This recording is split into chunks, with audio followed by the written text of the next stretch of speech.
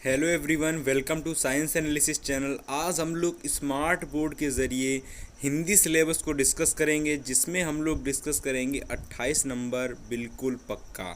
यानी कि जो आपकी हिंदी है ना, इसके 28 नंबर बिल्कुल क्लियर करने वाले हैं, क्लियर कट समझने वाले हैं। हिंदी बहुत आसान है, केवल उसे समझना है, वो मैं आपको इस वीडियो में बताने वाला हूँ। तो आप लोग इस वीडियो को लाइक कर देना।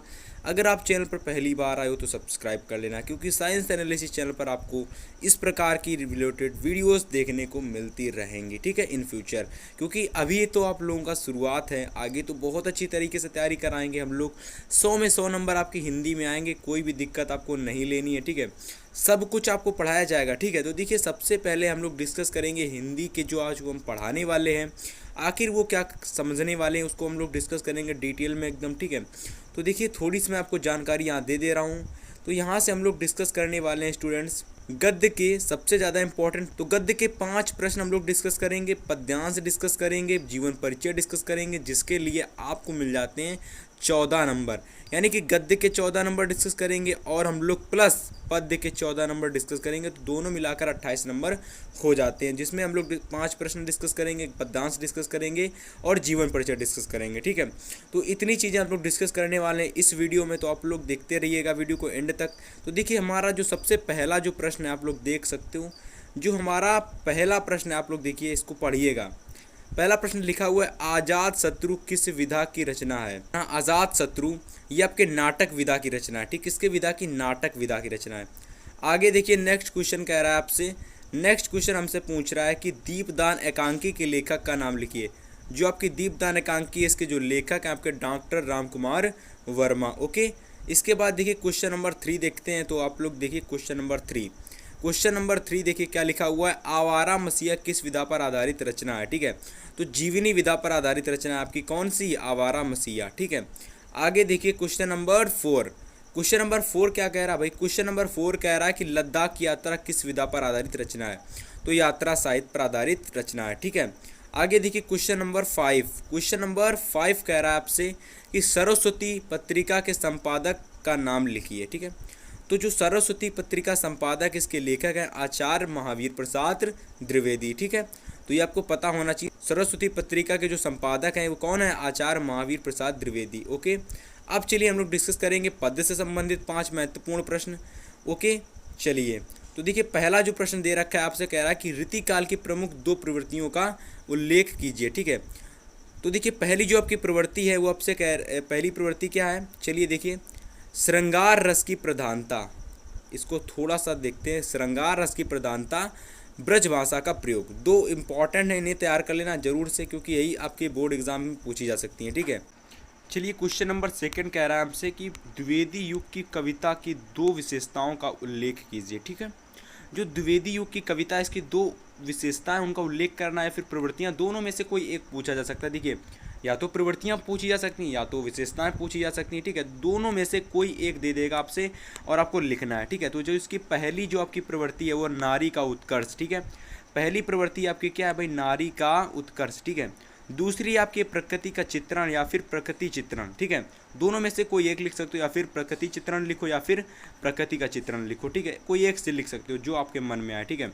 मैं ये नहीं कह रहा हूँ कि आप यही लिखो, ठीक है। जो आपके मन में आए प्रकृति का चित्रण लिखिए, मन में आए प्रकृति चित्रण लिखिए, ठीक है। जो समझ में आए वो लिखिएगा, ठीक है। तो आप डिस्कस करेंगे 3 महत्वपूर्ण प्रश्न। आगे के जो 3 प्रश्न बच जाते हैं वो भी डिस्कस कर लेते हैं जल्दी जल्दी से। तो देखिए, सबसे पहला प्रश्न इसमें तीसरा वाला है, कह रहा है कि छायावादी युग की 2 जो आपकी प्रवृत्ति हैं उनको बताइए। जल्द डिस्कस नहीं करेंगे, सबका बताएंगे, छायावादी प्रयोगवादी सभी को हम लोग डिस्कस करेंगे। तो छायावादी की 2 प्रवृत्तियाँ, पहली जिसमें प्रवृत्ति आपकी है प्रकृति का चित्रण, दूसरी आपकी रहस्य भावना। दोनों इंपॉर्टेंट है, दोनों को आप लोग लिख लेना, इंपॉर्टेंट प्रश्न ही है आपका पूरा ये, ठीक है। तो पहला प्रश्न, तीसरा प्रश्न इंपॉर्टेंट है, इसको समझ लीजिएगा। चलिए नेक्स्ट क्वेश्चन नंबर देखते हैं, क्वेश्चन नंबर 4। क्वेश्चन नंबर 4 कह रहा है भाई कि जो आपके प्रगतिवादी यानी कि प्रयोगवादी है ना, प्रयोगवादी हो चुका, तो प्रगतिवादी जो आपका ना, इसके 2 प्रवृत्तियां कौन सी हैं, ठीक है। तो देखिए, पहली जो आपकी है मानवतावादी प्रवृत्ति, दूसरी आपकी है विद्रोह का स्वर, ठीक है। दोनों में से आप लोग कोई लिख सकते हो, या फिर विद्रोह एवं क्रांति की भावना, ठीक है। ये दोनों इंपॉर्टेंट हैं, दोनों अगर आप समझ के लिखोगे तो आप लोग आसानी से याद करोगे। डेली कम से कम आप लोग 2 से 3 बार तो याद करना है, ठीक है ना। तो आपको आसानी से याद हो जाएंगे, कोई भी आपको दिक्कत नहीं होने वाली। और इम्पॉर्टेंट है, सबसे बड़ी चीज़ ये इंपॉर्टेंट है, इन्हें जरूर तैयार करके आप लोग जाना, ठीक है। तो देखिए क्वेश्चन नंबर 5 कह रहा है भाई पद्य से संबंधित हैं, सॉरी हाँ पद्य से संबंधित ही हैं, ठीक है। पहला प्रश्न, सॉरी 5वां। तो देखिए पहली जो इसमें आपकी प्रवृत्ति है, इसको मैं सीधा बता दे रहा हूँ प्रगतिवादी की। तो पहली जो प्रवृत्ति आपकी कुंठा एवं निराशा का स्वर, दूसरी आपकी विद्रोह का स्वर, ठीक है।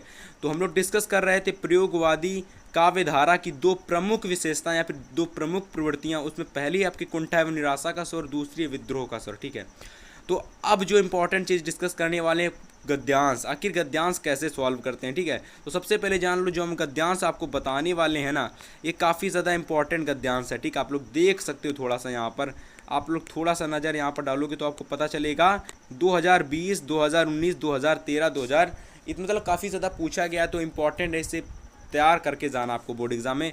और ये 6 नंबर का पूछा जाता है, तो अगर आप 6 नंबर को बिल्कुल भी नहीं छोड़ना चाहते तो इसे ज़रूर से तैयार करके जाना, ठीक है। इस गद्यांश को कैसे सॉल्व करते हैं, तो देखिए सबसे पहले तो आपको पढ़ना चाहिए, आना चाहिए गद्यांश को, कि गद्यांश आखिर क्या कह रहा है। तो देखिए आपका जो गद्यांश है ये आपके चैप्टर नंबर 2 ममता का है और बहुत ज़्यादा इंपॉर्टेंट गद्यांश है, ठीक है। देखिए क्या लिखा हुआ है कि हे भगवान, तब के लिए विपद के लिए, तब के लिए विपद के लिए इतना आयोजन, परम पिता की इच्छा के विरुद्ध इतना साहस, पिताजी क्या भीख ना मिलेगी, क्या कोई हिंदू भूपृष्ठ पर ना बचा रह जाएगा जो ब्राह्मण के यानी कि जो ब्राह्मण को 2 मुट्ठी अनाज दे सके, यह असंभव है। फिर पिताजी मैं कांप रही हूँ, इसकी चमक आँखों को अंधा बना रही है। किसकी चमक? सोने की चमक आंखों को अंधा बना रही। किसको? ममता को। ममता के पिता कौन है? चूड़ामणि। कौन है? चूड़ामणि, ठीक है। तो बहुत सारी चीज़ें डिस्कस करेंगे हम लोग इसके अंदर कि आखिर संदर्भ क्या होता है, जो आपका संदर्भ है, ठीक है, इसे कैसे लिखते हैं, व्याख्या इसकी क्या है, तो काफ़ी ज़्यादा चीज़ें डिस्कस करेंगे हम लोग इसमें। तो देखिए सबसे पहले तो इसका डिस्कस करेंगे हम लोग संदर्भ, ठीक है। तो प्रश्न किस प्रकार से पूछे जाते हैं वो भी देख लो, फिर डिस्कस करेंगे संदर्भ। तो पहला प्रश्न संदर्भ, दूसरी रेखांकित अंशों की व्याख्या, तीसरे में आपसे कुछ पैराग्राफ से प्रश्न पूछ लिया जाता है, वो प्रश्न है। चौथा भी प्रश्न ऐसे आपसे पूछा जाएगा पैराग्राफ से संबंधित। लेकिन एक बात मैं आपको बता दूं, जो ये आपका प्रश्न लिया गया चौथा वाला, ये आपके बोर्ड एग्जाम में नहीं आता है। आपके केवल 3 प्रश्न आते हैं, 1, 2 और 3, बस। चौथा प्रश्न आपसे नहीं पूछा जाएगा। ये मैं आपके लिए एक्स्ट्रा प्रश्न लेकर आया हूँ, कह सकते हो ना एक्स्ट्रा प्रश्न। मैं एक्चुअली एक्स्ट्रा प्रश्न लेकर आया हूँ, समझ रहे हो, एक्स्ट्रा प्रश्न। तो सबसे पहले हम लोग डिस्कस करेंगे संदर्भ कैसे लिखते हैं। तो बहुत आसान है लिखना, मैं आपको पहले बता चुका हूँ आपसे, जब मैं एक वीडियो लाया था अलग से किसी प्रकार से जो गद्यांश है उसे सॉल्व करें, तो उसमें मैंने आपको बताया था कि किस प्रकार से आप संदर्भ लिखो। अगर आपने वो वीडियो नहीं देखी तो कोई दिक्कत नहीं, इस वीडियो में समझ लो, इसमें जैसे उसमें कुछ भी आपको दिक्कत नहीं आएगी यहाँ पर भी समझने में। तो देखिए लिखा हुआ प्रस्तुत गद्यांश हमारी पाठ्य पुस्तक हिंदी के गद्य खंड के ममता नामक पाठ से लिया गया है, अतः इसके लेखक जयशंकर प्रसाद जी हैं, ठीक है। तो काफ़ी ज़्यादा इंपॉर्टेंट है, और इम्पॉर्टेंट इसलिए क्योंकि इससे 2 नंबर का प्रश्न आता है और ये बहुत ही ज़्यादा ईजी होता है तैयार करना इसे, ठीक है। तो बहुत ही ज़्यादा ईजी है इसे तैयार करना, तो आप लोग इसे आसानी से तैयार कर सकते हो, ठीक है। तो चलिए अब हम लोग डिस्कस करेंगे रेखांकित अंशों की व्याख्या। तब के लिए विपद के लिए इतना साहस क्यों, मतलब कि जो ममता होती है अपने पिता से क्या कहती है, तो चलिए डिस्कस करते हैं। जयशंकर प्रसाद जी कहते हैं, क्योंकि वे लेखक हैं वही तो बताएंगे भाई। जयशंकर प्रसाद जी कहते हैं, ऐसे ही लिखोगे तभी नंबर मिलेंगे। जयशंकर प्रसाद जी कहते हैं, चांदी के 10 थालों में लाए गए ढेर सारे सोने को देखकर ममता चकित होकर अपने पिता से कहती है कि हे भगवान, उस समय के लिए जब आपका मंत्रित्व ना रहेगा, उन विपदा भरे दिनों के लिए इतना सारा आयोजन अभी से। आगे देखिए क्या लिखा हुआ है, आगे लिखा हुआ है कि इसको थोड़ा सा साइड में मैं कर दे रहा हूँ, यहाँ पर इसको कर दे रहा हूँ, ठीक है, ओके। आयोजन अभी से ये अच्छा नहीं है, रिश्वत के समान इतना सारा सोना लेकर आपने ईश्वर की इच्छा के विरुद्ध कार्य किया है और उसका अपमान भी किया है। कि भाई अगर आपने रिश्वत ली तो उसका आप अपमान करोगे ही करोगे ना, अगर आप अपमान करोगे तो वो गलत रहेगा, ठीक है। तो यही वो ममता जो होती है अपने पिता से बताती है कि भाई जो आपने रिश्वत ली वो बिल्कुल गलत है, इसे क्या कर दो, इसे वापस कर दो, जहाँ से आप लाए हो इसे वापस कर दो वहाँ पर, ठीक है। तो ये ममता अपने पिता से कहना चाह रही है कि जो रिश्वत आपने सोने के सामान ली उसे वापस कर दो, ठीक है। उसका कहना बिल्कुल सही है, ठीक है। तो आगे देखिएगा क्या कहना चाह रहे हैं, जो आपके लेखक क्या कहना चाह रहा है। तो देखिए लेखक आगे कहना चाह रहे हैं कि यदि ईश्वर की इच्छा से हमें दुख मिलने, यानी आपसे ममता कह रही है अपने पिता से, यदि ईश्वर की इच्छा से हमें दुख मिलने वाला है तो हमें उसे सहने के लिए सहर्ष तैयार करना चाहिए। पिताजी, मंत्रित्व ना रहने पर भी हमें पेट भरने के लिए कम से कम भीख तो मिलेगी ही। रिश्वत लेने से अच्छा तो हम भीख मांगकर ही जीवन व्यतीत कर लें, यह भी अच्छा काम है। ये कह रही ममता आपसे अपने पिता से। इस पृथ्वी पर उस समय भी बहुत से हिंदू ऐसे होंगे जो हम ब्राह्मणों को 2 मुट्ठी अनाज तो भीख दे सकेंगे। या फिर वो भी ममता कहना चाहिए रही कि भाई जो आगे आने वाला हमारा फ्यूचर है, अगर उसमें ये सब होने वाला है तो भाई तो उसमें कम से कम 2 मुट्ठी तो अनाज हमें मिल जाएगा ना, कम से कम 2 मुट्ठी तो अनाज मिल ही जाएगा, उससे हम लोग आसानी से जीवित रह सकेंगे। इसके बाद देखिए आगे ममता कहना चाह रही है कि पिताजी, इस रिश्वत के सोने का वापस कर दीजिए, इनकी चमक मेरी आंखों को कष्ट दे रही है। तो जो ये आपकी कहना चाह रही है ममता, आपसे अपने पिता से कह रही कि भाई जो आपने ये जो रिश्वत ली है ना सोने के समान, जो ये रिश्वत लिए इसे वापस कर दीजिए, ये बहुत ज़्यादा गलत है। रिश्वत ये बिल्कुल रिश्वत के समान है, इसे वापस कर दीजिए। हम लोग 2 मुट्ठी अनाज लेकर जीवित रह सकते हैं, लेकिन हम लोग सोने को नहीं लेंगे। 2-10 थाली सोना आप ले लिए हो, ठीक है।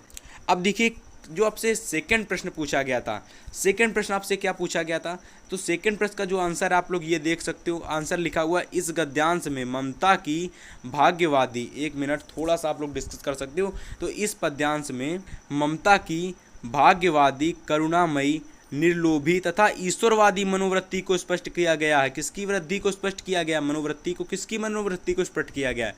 ममता की मनोवृत्ति को स्पष्ट किया गया है, ठीक है। तो किस किस प्रकार की मनोवृत्ति हैं? भाग्यवादी, करुणामयी, निर्लोभी और ईश्वरवादी, ठीक है। आगे देखिए क्वेश्चन नंबर 5 या फिर क्वेश्चन नंबर 4 क्वेश्चन नंबर गा दे रखा है, 5 4 तो है ही नहीं। तो चूड़ामणि द्वारा लिए गए, जो चूड़ामणि द्वारा लिए गए 10 थाली सोने को उसने किसके समान बताया? ईश्वर की विरुद्ध, यानी कि ईश्वर के विरुद्ध लिया गया रिश्वत बताया। किसने बताया भाई? ममता ने ये बताया था। ममता ने कहा था अपने पिता से कि जो आपने सोना लिया रिश्वत के समान है। किसके समान? रिश्वत के समान, समझ रहे हो ना। अब चलिए डिस्कस करेंगे हम लोग पद्यांश, गद्यांश या फिर पद्यांश, कुछ भी डिस्कस कर सकते हो आप लोग। पहले जो डिस्कस करें वो मज़ा आए, जिसमें मज़ा आए वो डिस्कस करो, ठीक है। तो चलिए हम लोग डिस्कस करेंगे इंपॉर्टेंट पद्यांश, ठीक है। क्या डिस्कस करेंगे? इंपॉर्टेंट पद्यांश। तो देखिए पद्यांश कुछ इस प्रकार का होता है, इसको थोड़ा सा समझना ज़्यादा टिपिकल होता है क्योंकि इसमें जो लैंग्वेज होती है वो अलग होती है। तो चलिए आसान सब कुछ है समझने वाला। तो देखिए यहीं कहीं पर, अब देखिए ये आपके झांसी की रानी के चैप्टर का है, तो ये इंपॉर्टेंट है, इसे अच्छे से समझना, क्योंकि झांसी की रानी अगर आप लोग समझ लोगे ना तो आपको वाकई में अपने देश से प्रेम हो जाएगा, मेरे अनुसार समझने, मेरा ये मानना है, ठीक है। तो देखिए यहीं कहीं पर बिखर गई है वह भग्न विजय माला सी, उसके फूल यहीं संचित हैं, है स्मृति साला सी, सहे वार पर वार अंत तक लड़ी वीर माला सी। और यहाँ पर आहुति सी गिर चढ़ी चिता पर चमक उठी ज्वाला सी। कहने का मतलब ये है जो आपकी झांसी की रानी जब मरी थी ना, तो जहाँ पर वो मरी थी उनकी चिता के जितने भी अंग थे उनके शरीर के सारे फूल के समान चारों तरफ फैल गए थे, फूल के समान चारों तरफ फैल गए थे। और ये वर्णन इस पद्यांश में किया गया, ठीक है। तो चलिए इसका सबसे पहले संदर्भ डिस्कस करेंगे, फिर प्रसंग डिस्कस करेंगे, फिर व्याख्या डिस्कस करेंगे, ओके। कोई दिक्कत नहीं होनी चाहिए आप लोगों को, ठीक है। तो देखिए सबसे पहले इसका संदर्भ डिस्कस करेंगे। संदर्भ बहुत आसान है। प्रस्तुत पद्यांश हमारी पाठ्य पुस्तक हिंदी के पद्य खंड के झांसी की रानी की समाधि पर नामक पाठ से या फिर शीर्षक से अवतरित है। इसके लेखक कौन या फिर लेखिका, या फिर लेखक कह सकते हो, या फिर लेखिका सुभद्रा कुमारी चौहान है, ठीक है। अगर आपको एक बार में समझ में नहीं आया तो आप लोग यहाँ से डिस्कस कर सकते हो, दोबारा पढ़कर आप लोग आसानी से इसे स्क्रीनशॉट ले सकते हो। वैसे मुझसे जितना हो सका मैंने आपको अच्छे तरीके से समझाना और लिखा भी है, ठीक है। तो देखिए इसके बाद प्रसंग, जो कि बहुत ज़्यादा समझना इंपॉर्टेंट है, उससे समझिएगा। प्रसंग कह रहा है कि इन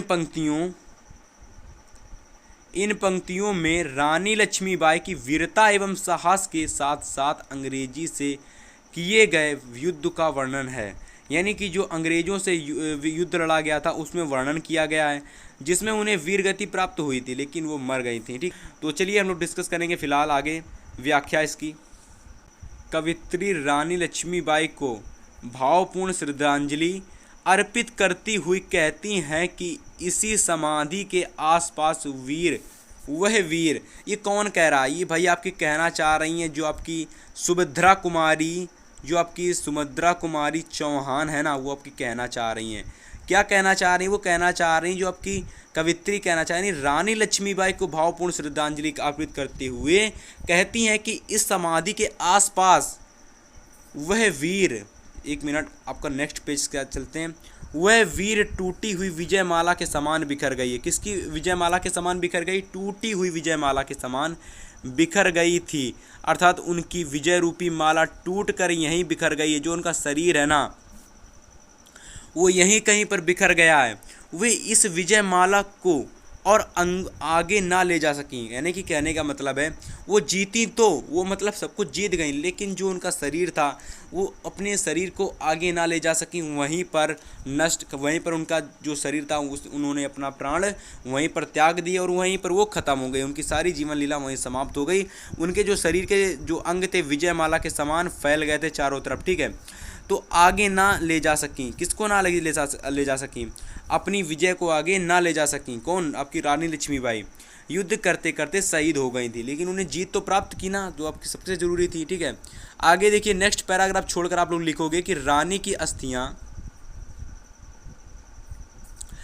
इसी समाधि में संचित हैं, जो आने वाली पीढ़ियों को उनकी वीरता की स्मृति यानी स्मृति चिन्ह के रूप में याद दिलाएंगी तथा देश के लिए कुछ कर गुजरने की प्रेरणा देंगी। जैसे कि आप लोग देख सकते हो खरबूजे को देखकर खरबूजा रंग बदलता है, सेम उसी प्रकार से अगर रानी लक्ष्मीबाई को देखकर काफ़ी सारे जो युवा लोग आएंगे वो अपना रंग बदलेंगे और वीरता के रास्ते पर चलेंगे। वो बिल्कुल वैसा ही हुआ था। अब जैसे रानी लक्ष्मीबाई ख़त्म हुई, कुछ लोगों के अंदर साहस आया, जोश आया, फिर इसके बाद उन लोगों ने ठाना कि नहीं भाई देश को आज़ादी मिलनी चाहिए। तो आगे देखिए आपको यही सब लिखा हुआ है, तो बहुत ज़्यादा इंटरेस्टिंग ये आपकी कहानी है, या फिर पढ़ सकते हो इसे या फिर इसे समझ सकते हो। तो जैसे मना है वैसे आप लोग इसे कर सकते हो, ठीक है। आगे देखिए लिखेंगे हम लोग कि कवित्री रानी द्वारा अंग्रेज़ों के साथ किए गए युद्ध का वर्णन करती हुई कहती हैं, कौन कहता है? सुभद्रा कुमारी चौहान जी वर्णन करते हुए कहती हैं कि रानी लक्ष्मीबाई अपने जीवन के अंत तक अंग्रेजी सैनिकों की तलवारों के वार पर वार सहती रहीं। उनको इतने वार पड़े लेकिन वो वार पर वार सहती रहीं। जिस तरह यज्ञ में हवन सामग्री की आहूत पड़ते ही ज्वलित हो जाता है, यानी कि प्रज्वलित उजालित होने लगता है, उसी प्रकार रानी के इस बलिदान ने स्वतंत्रता की वेदी, यहाँ पर देखिए समझने की कोशिश करना, स्वतंत्रता की वेदी पर आहुति का काम किया। यानी कि जो वो जली मरी, इसके बाद जो वहाँ के लोग थे ना उन पर बहुत अच्छा प्रभाव पड़ा और वो लोग स्वतंत्रता के लिए क्या हुए? जागरूक होने लगे। तो यहाँ पर लिखा भी हुआ देख सकते हो आप लोग, इसमें स्वतंत्रता पाने की लालसा भड़क उठी कि इनमें लोगों में और वे क्रांति के लिए पूर्ण रूप से तैयार हो उठे, ठीक है। तो इस प्रकार से आप लोग इसे तैयार कर सकते हो बच्चों, ठीक है। पद्यांश को इस प्रकार से आप लोग तैयार कर सकते हो। आगे देखिए काव्यगत सौंदर्य डिस्कस कर लेते हैं, ठीक है। काव्यगत सौंदर्य देखिए इंपॉर्टेंट है, ये लाइन अच्छी तरीके से तैयार करना। देखिए भाषा इसमें कौन सी यूज़ हुई है? सरल, सुबोध, खड़ी बोली यूज़ हुई है, ठीक है। गुण कौन सा लिया गया? ओज लिया गया। अलंकार रूपक अलंकार, शैली ओजपूर्ण, अविद्या के क्या लिखा हुआ है? अविनायक गीत, ठीक है, अविनायक गीत ही। तो इसे आप लोग शैली को समझ के लिख सकते हो, ठीक है। रस देखिए वीर रस लिया गया है। तो इस प्रकार से इन सब चीज़ों को आपको लिखना है। अगर आप इन चीज़ों को लिखोगे तो काफ़ी अच्छा आपका देखने में लगेगा पद्यांश। तो पद्यांश में कुल मिलाकर अगर आपको 6 नंबर लेने हैं ना, एक मिनट, अगर आपको 6 मार्क पद्यांश में लेने तो इतनी चीज़ें तो आपको लिखनी ही पड़ेंगी, ठीक है। तब जाके आपको फुल मार्क्स मिल जाएगा, ठीक है। इसलिए मैं आपको बता रहा हूँ 70 में अगर आपको 28 में 28 नंबर लाने तो पूरी वीडियो को आपको एंड तक देखना है। चलिए बच्चों अब हम लोग डिस्कस करेंगे मोस्ट इम्पॉर्टेंट जीवन परिचय। तो चलिए देखते हैं जीवन परिचय।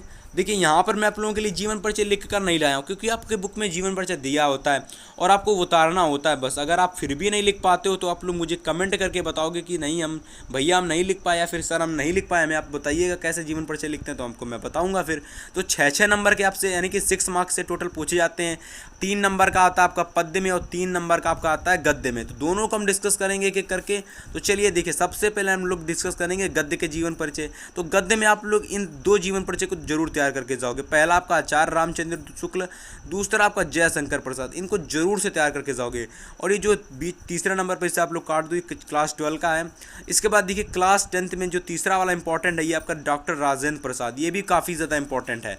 तो देखिए पद्य में ज़्यादा कुछ नहीं, 5 आपको तैयार करने हैं, 4 समझ लीजिए, 4 ज़्यादा नहीं, 5 सॉरी 4 ये जीवन परिचय अगर आपको तैयार कर हो जाते हैं तो पद्य में आपसे 3 नंबर कोई भी नहीं एग्जामिनर आपसे छीन सकता। ठीक है, आपको अगर आपको अच्छा जीवन परिचय लिखना है ना, अगर आपको बहुत अच्छा जीवन परिचय लिखना है जिससे कि आपके 3 में 3 नंबर, आपको पूरे 3 में 3 नंबर मिले, तो आप लोग कमेंट करोगे कि भाई हमें जीवन परिचय भैया हमें बताइए। हम नहीं कर पाएंगे, हमें आपको बताना है जीवन परिचय। ठीक है, तो मैं आपको बताऊंगा फिर। तो देखिए पहला आपको सूरदास का तैयार कर लेना, बहुत ज़्यादा इंपॉर्टेंट है। दूसरा तुलसीदास का इंपॉर्टेंट है, महादेवी वर्मा का बहुत ज़्यादा इंपॉर्टेंट है, सुमित्रा नंदन पंत।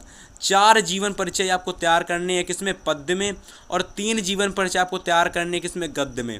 तो टोटल आपके 7 जीवन परिचय आपको तैयार कर लेने। अगर आप 7 तैयार कर लेते हो तो आपके 6 नंबर बिल्कुल पक्के हो जाएंगे। ठीक है, अगर आपको 6 मार्क्स बिल्कुल पक्का करना है तो वीडियो को लास्ट तक देखना, कमेंट करना कि सर हमें जीवन परिचय बताइए, भैया हमें जीवन परिचय बताइएगा, तो हम लोग आपको बताएंगे। अब देखिए जो आप लोगों के लिए इतनी चीज़ें सारी चीज़ें बताई गई हैं, अगर आपको यहाँ पर कहीं पर कोई दिक्कत आ रही हो, अगर आपको वीडियो समझ में नहीं आ रही हो, तो आप लोग कमेंट करके बताओगे कि हमें नोट्स के ज़रिए पढ़ाओ, हमें आप जितना पढ़ा रहे हो सारा का सारा हमें नोट्स से पढ़ाओ। क्योंकि अगर आपको इस प्रकार से समझ में नहीं आया है तो मैं आपको नोट्स से पढ़ाऊँगा। अगर आपको नोट्स से भी नहीं समझ में आता तो फिर आप लोगों के लिए कमेंट करोगे। ठीक है, फिर मैं आपको अलग तरीके से फिर पढ़ाऊँगा। ठीक है, तो चलिए इस वीडियो को हम लोग एंड करते हैं। हम लोग मिलेंगे पार्ट 2 वीडियो में। ठीक है, किस में मिलेंगे, हम लोग पार्ट 2 वीडियो में मिलेंगे। लेकिन अगर आपको पार्ट 2 वीडियो चाहिए है तो इस वीडियो को ज़्यादा से ज़्यादा अपने फ्रेंड्स के साथ शेयर करना है। ठीक है, चलिए स्टूडेंट्स।